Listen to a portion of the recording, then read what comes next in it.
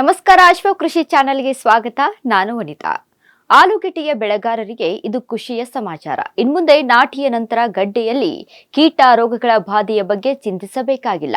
ಆಲೂಗಡ್ಡೆಯನ್ನ ಸಸಿಯಿಂದ ನಾಟಿ ಮಾಡಬಹುದು. ಹಾಗಾದ್ರೆ ಅದು ಹೇಗೆ, ಈ ಸಸಿಗಳು ಎಲ್ಲಿ ಸಿಗುತ್ತವೆ ಎಂಬ ಮಾಹಿತಿಗಾಗಿ ಈ ವಿಡಿಯೋವನ್ನ ಕಂಪ್ಲೀಟ್ ಆಗಿ ವೀಕ್ಷಣೆ ಮಾಡಿ. ಆಲೂಗಡ್ಡೆ ಪ್ರಮುಖ ವಾಣಿಜ್ಯ ತರಕಾರಿ ಬೆಳೆ. ಮಾರುಕಟ್ಟೆಯಲ್ಲಿ ಆಲೂಗಡ್ಡೆ ತನ್ನ ಪ್ರಮುಖ ಸ್ಥಾನವನ್ನ ಗುರುತಿಸಿಕೊಂಡಿದೆ. ಆಲೂಗಡ್ಡೆಯ ಆರೋಗ್ಯಕರ ಲಾಭಗಳು ಕೂಡ ಹೆಚ್ಚಾಗಿರುವುದರಿಂದ ಬಳಸುವವರ ಸಂಖ್ಯೆಯೂ ಕೂಡ ಹೆಚ್ಚು. ಸ್ನಾಕ್ಸ್ಗಳಲ್ಲಿ, ಊಟದಲ್ಲಿ ಹೀಗೆ ಒಂದಲ್ಲ ಒಂದು ತಿಂಡಿ ತಿನಿಸುಗಳಲ್ಲಿ ಆಲೂಗಡ್ಡೆಯ ಪಾತ್ರ ಇದ್ದೇ ಇರುತ್ತದೆ. ಈ ನಿಟ್ಟಿನಲ್ಲಿ ಐಸಿಎಆರ್ ಕೃಷಿ ವಿಜ್ಞಾನ ಕೇಂದ್ರ ಹಾಗೂ ತೋಟಗಾರಿಕೆ ಇಲಾಖೆ ಇವರ ಸಹಯೋಗದೊಂದಿಗೆ ಆಲೂಗಡ್ಡೆ ಬೆಳೆಯಲ್ಲಿ ಸುಧಾರಿತ ಬೇಸಾಯ ಕ್ರಮಗಳನ್ನು ರೂಪಿಸಲು ನಿರ್ಧರಿಸಿದೆ.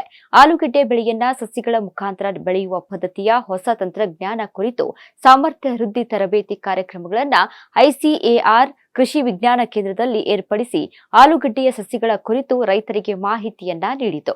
ಕೋಲಾರ ಜಿಲ್ಲೆಯಲ್ಲಿ ಐಸಿಎಆರ್ ಕೃಷಿ ವಿಜ್ಞಾನ ಕೇಂದ್ರ ಹಾಗೂ ತೋಟಗಾರಿಕೆ ಇಲಾಖೆ ಇವರ ಸಹಯೋಗದಲ್ಲಿ ನಡೆದ ಕಾರ್ಯಕ್ರಮದಲ್ಲಿ ಆಲೂಗಡ್ಡೆ ಬೆಳೆ ಕುರಿತು ಚರ್ಚಿಸಲಾಗಿದ್ದು, ಪ್ರಮುಖ ತರಕಾರಿ ಬೆಳೆಯಾದ ಆಲೂಗಡ್ಡೆ ಇತ್ತೀಚಿನ ವರ್ಷಗಳಲ್ಲಿ ಹಲವಾರು ಸಮಸ್ಯೆಗಳಿಂದ ಬಾಧೆಗೊಳಗಾಗುತ್ತಿದ್ದು, ಮುಖ್ಯವಾಗಿ ರೋಗ ಮತ್ತು ಕೀಟಗಳು ಬೆಳೆಗೆ ಮಾರಕವಾಗಿ ಪರಿಣಮಿಸಿವೆ. ಯಾವುದೇ ಬೆಳೆಗೆ ಆರೋಗ್ಯವಂತ ಹಾಗೂ ಗುಣಮಟ್ಟದ ಬೀಜವನ್ನ ಉಪಯೋಗಿಸಿದ್ರೆ ಮಾತ್ರ ಉತ್ತಮ ಇಳುವರಿ ಪಡೆಯಬಹುದಾಗಿದ್ದು, ಆಲೂಗಡ್ಡೆಯಲ್ಲೂ ಕೂಡ ಉತ್ತಮ ಗುಣಮಟ್ಟ ಬಿತ್ತನೆ ಗಡ್ಡೆಗಳನ್ನು ಉಪಯೋಗಿಸಿ ಬೆಳೆಯುವುದು ಮುಖ್ಯವಾದ ಅಂಶ.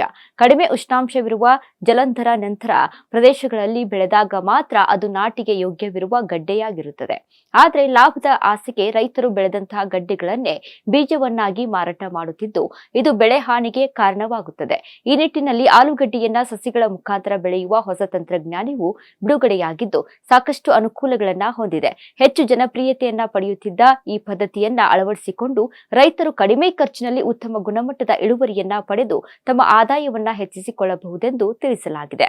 ಆಲೂಗಡ್ಡೆ ಬೆಳೆಯನ್ನ ಹಿಂಗಾರಿನಲ್ಲಿ ವಾಣಿಜ್ಯ ಬೆಳೆಯಾಗಿ ಬೆಳೆಯಲಾಗುತ್ತದೆ ಮತ್ತು ಮುಂಗಾರಿನಲ್ಲಿ ಇನ್ನಿತರ ಜಿಲ್ಲೆಗಳಲ್ಲಿ ಬೆಳೆದ ಆಲೂಗಡ್ಡೆಯನ್ನೇ ಬಿತ್ತನೆ ಗಡ್ಡೆಯಾಗಿ ಬಳಸುತ್ತಾರೆ. ಆದರೆ ಸಮಗ್ರ ತೋಟಗಾರಿಕೆ ಯೋಜನೆಯಡಿ ತೋಟಗಾರಿಕೆ ಇಲಾಖೆಯ ವತಿಯಿಂದ ಸಸಿಗಳನ್ನ ಸಬ್ಸಿಡಿ ರೂಪದಲ್ಲಿ ರೈತರಿಗೆ ನೀಡಲಾಗುತ್ತಿದ್ದು, ಆಸಕ್ತ ರೈತರು ಸಸಿಗಳನ್ನ ಲಭ್ಯತೆಗಾಗಿ ಇಲಾಖೆಯನ್ನ ಸಂಪರ್ಕಿಸಿ ಈ ಹೊಸ ತಂತ್ರಜ್ಞಾನದ ಪ್ರಯೋಜನ ಪಡೆಯಲು ತಿಳಿಸಲಾಗಿದೆ. ಇನ್ನು ಆಲೂಗಡ್ಡೆ ಬೆಳೆಗಾರರಿಗೆ ಇದು ಖುಷಿಯ ಸಂಗತಿ. ಬಿತ್ತನೆಯ ನಂತರ ಗಡ್ಡೆಯಲ್ಲಿ ಕಾಡುವ ಕೀಟ ರೋಗಗಳ ಸಮಸ್ಯೆಯಿಂದ ಬೆಳೆ ಬೆಳೆಯುವ ಹಂತದಲ್ಲಿಯೇ ಹಾಳಾಗುವ ಸಾಧ್ಯತೆಗಳು ಹೆಚ್ಚಿದ್ದವು. ಅವುಗಳಿಗೆ ಮುಕ್ತಿ ನೀಡುವ ಸಲುವಾಗಿ ಆಲೂಗಡ್ಡೆ ಸಸಿಗಳ ಮುಖಾಂತರ ಬೆಳೆಯುವ ತಂತ್ರಜ್ಞಾನವನ್ನ ರೈತರಿಗೆ ತುಂಬಾ ಅನುಕೂಲವಾಗಿದೆ. ಕೃಷಿಯಲ್ಲಿ ಹೊಸತನದ ಸೃಷ್ಟಿ ನಿಜಕ್ಕೂ ಶ್ಲಾಘನೀಯ. ಆಲೂಗಡ್ಡೆಯ ಸುಧಾರಿತ ಬೇಸಾಯ ಕ್ರಮಗಳು, ಸಸಿಗಳ ತಂತ್ರಜ್ಞಾನ ಕಾರ್ಯಗಳ ಬಗ್ಗೆ ನಿಮ್ಮ ಹತ್ತಿರದ ಕೃಷಿ ಇಲಾಖೆಯ ಮತ್ತಷ್ಟು ಹೆಚ್ಚಿನ ಮಾಹಿತಿಯನ್ನ ಪಡೆದು ನೀವು ಕೂಡ ಹೊಸ ಪ್ರಯೋಗ ಮಾಡಿ. ನೋಡ್ತಾ ಇರಿ ಅಶ್ವ ಕೃಷಿ ಚಾನೆಲ್. ಧನ್ಯವಾದಗಳು.